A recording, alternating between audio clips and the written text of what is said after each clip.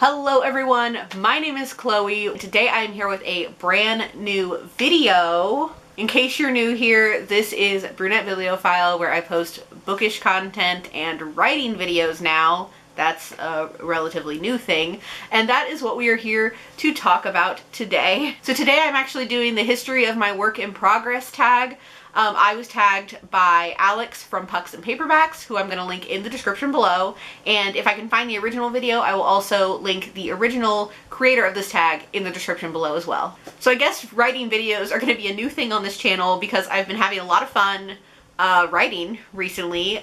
In case you missed my last writing video, I will link it in the description below, but I got an idea for a book, and I started writing it in early July. And something that hadn't happened in my last video that has since happened is I finished it right at the very end of August, and this is the whole thing. It's not very long, well, it's long. It's about 193 pages from start to finish, and this is the first draft of it. I'm sure we'll talk about it more in the tag that I'm doing today, but since I hadn't said it last time, I wanted to say it now. This is draft one of my book, an untitled YA Cinderella retelling. I took a break in September from writing that and touching that, and I actually outlined another book that I just finished outlining. But now I'm actually going to dive back into my first book, and I'm going to be revising it and writing draft 2 probably through October and November. We'll see. So we're going to talk about it more, but we're going to be doing the questions for the history of my work in progress tag, and looks like there are 9 questions, so we're going to go ahead and get started. Question number 1 is to give a brief summary or tagline for your work in progress. So I don't want to talk too much about this book just because I'm still trying to find its flow, I guess. I don't know, I just don't want to put too much out into the world yet. But it is a YA retelling of Cinderella following one of the stepsisters. It is a fantasy light, I guess. It's light fantasy. And it is a romance as well. Question number 2 is, when did you first get the idea for your current work in progress? I don't exactly remember where I got the idea. I think I was trying to find an idea of something to write, because I had this original project that I worked on during peak pandemic time last year, but I didn't really want to go back to that. So this just popped into my head. I said, basically, what if XYZ? And a Cinderella story following a stepsister is not an original idea. It has been done numerous times. But I will say that I took a lot of inspiration from Cinderella is Dead, I think. Because that was a Cinderella retelling that I read at the end of last year that I really enjoyed, and while it's not the same at all, it just gives me those vibes a little bit. I don't really know how to explain that. Question number 3, what were the first elements you came up with? An idea, a dream, character, or an image? So mine was more of an idea, and what I did with this work in progress that I've never done with any other thing I've attempted to write was I did a full outline. But my version of an outline. So all I did was break down like things I wanted to happen, and I broke that down into chapters, and I had the original outline, and then probably when I was around like 25,000 words, I rewrote that outline because I ended up breaking some things up and adding some things in and switching some chapters. So I rewrote the outline, and then I stuck with that outline through the end of draft 1. Question number 4, what has remained the same in your story? The only thing that has remained the same from like the original Cinderella story, the Disney version, is some character names. So Cinderella is still named Cinderella, and the stepmother is still named Lady Tremaine. I'm actually toying with the idea of changing those names, not Cinderella's name, but changing the other names. But I haven't decided yet. As far as what remains the same in the story that is my own, nothing's really changed yet because I'm still just now starting draft 2. Question number 6, have you started drafting yet? If so, how many have you written? How many drafts? If not, what stage of the process are you in? So yes, I'm drafting. I have written draft 1. Like I said, I am starting draft 2 now. I think what I'm doing is printing it out is really helpful for me because I want a different medium to read it in instead of just staring at my computer all day. So what I'm going to do is I'm going to read through it and mark it with a pen, and then I'm going to go in on my computer and add, fix, switch things around. So I guess you can say I'm between revising and draft 2, but really I'm in draft 2. Question number 7 is, how did you know who would tell this story?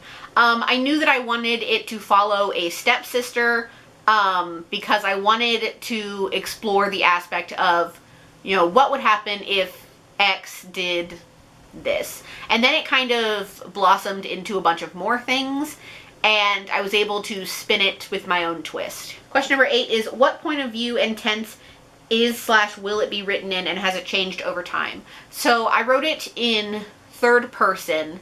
I have a hard time writing in first person. I can do it, but I don't like it. I think it depends on the story. I just haven't found a story to write in first person yet. So it's written in third person past tense. I kind of want to dabble in writing something in third person present tense. I just read a book recently that was done in present tense, and I thought it was done really well. I'm trying to remember what book it was, but I can't remember off the top of my head. This one most likely probably won't change. I really like the third person past tense. Question number 9 is, do you have a title for your story, and when did you come up with it? And if you don't have a title, do you need one before you start writing? It does not have a title yet, and if I'm being completely honest, I'm having a really tough time coming up with a title. My plan is that after I do draft 2 and I send it to people to beta read so I can get more ideas, I'm going to ask for title suggestions after they read it. So that'll hopefully help. I definitely don't need a title before I start writing. I did this whole thing without a title and I was perfectly fine. Part of me wants to, like, while I'm revising and reading through it, I want to find like maybe some keywords that I can use in a title. I know that's a big thing with books, but I'm just having a really hard time coming up with a title. And question number 10 is, how did you know you were ready to tell this story? And if I'm being completely honest, I really think the question for me is, how did I know that I was ready to start writing? I've always loved writing since I was in middle school. When I was in high school, I took all the creative writing courses that were offered at my school. When I was in college, I actually minored in creative writing. So I've done writing for years, but while I was in college, I actually took a break from writing for myself, which is trying to write a book. And I really only did writing for assignments. I do have a couple of things from college that I really enjoyed writing. One is actually a short story that I would love to find some place to publish it because I think it's so funny, and it was the first time I ever explored writing comedy. But I always told myself that after college is when I would finally sit down and write the book because I didn't have any more excuses. Like, when I was in college, I could say, oh, I have work and I have school and I have homework and I have all this. And now I don't have that anymore. So it was finally time for me to just sit down and figure out what I was going to write. Those are all the questions for the tag. I'm just really proud of myself for writing this whole book. I do talk to Alex from Pucks and Paperbacks a lot about the writing process. I know right when I was starting to write, I was like, how do you just sit down and do it? And I asked so many questions, and I got a lot of suggestions from him about different books that I can go with. Something I've seen a lot and that he has recommended a lot is Save the Cat Writes a Novel. I have a hold on it through my library, like an ebook, because I don't like to buy writing craft books before I know I'm really going to like it. These are the 3 writing craft books that I'm currently working with. This one is Spilling Ink, A Young Writer's Handbook. This one is Dear Allie, How Do You Write a Book? These are both intended for like a teen audience, but I really enjoy them anyway. And then one that I just got from the library that I'm most likely going to buy for myself and is also kind of more geared towards teens is Brave the Page, A Young Writer's Guide to Telling Epic Stories. This is actually done by NaNoWriMo, so this focuses more towards NaNoWriMo and writing a novel in 30 days. And then hopefully I'll be able to add Save the Cat Writes a Novel to my arsenal of writing craft books once I kind of get a chance to go through it and see if it's something that I really like. So that is all I have for this writing video today. Thank you all so much for watching. I hope you all enjoyed it. Make sure you click subscribe and hit the bell. I post new videos every week, so that way you will be notified for when I post them. And I'm trying to mix in some more writing craft videos and hopefully some writing vlogs. One of my writing vlog inspirations right now is Lainey from Ginger Reads Lainey. She is on submission and she just got an agent. She's been posting writing craft vlogs and I just love them so much. So I'll link her in the description below if you want to go check out her channel as well. And thank you all so much. That is all I have for this video today, and I'll see you in my next one. Bye! In the darkness,